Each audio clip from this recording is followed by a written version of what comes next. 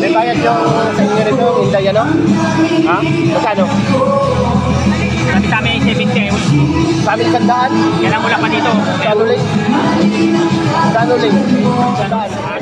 Kaya pa kami nung ganito? Ha? Kaya napakarami kong tao dito mga kaupis.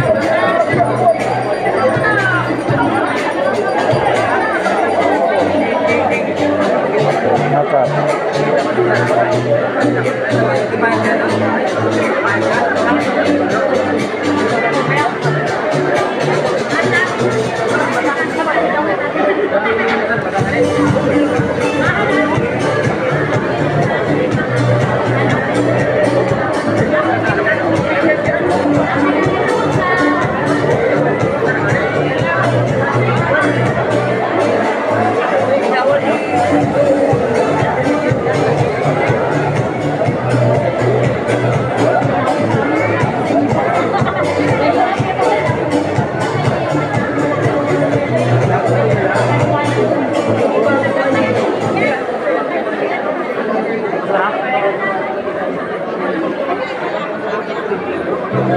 ng ating Pangulong Ferdinand Marcos. Pagkapangan po natin ang ating Pangulong.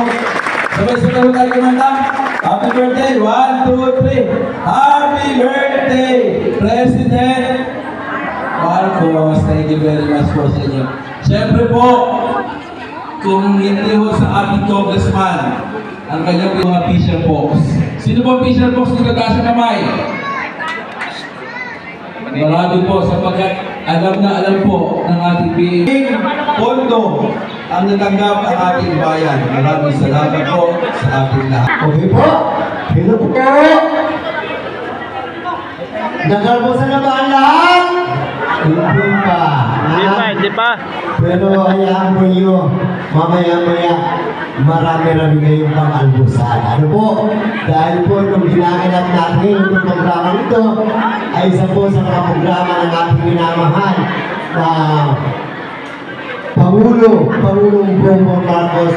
At ito po ay isa ng programa para sa pagkiraos ng kanyang tibo po ng ating minamahal na simulat sa pool. Ang kanyang pagmamahal at pagsuporta lalong-lalo na sa bayan ng Pinamalayan, sa pangangailangan po ng mamamayan ng bayan ng Pinamalayan.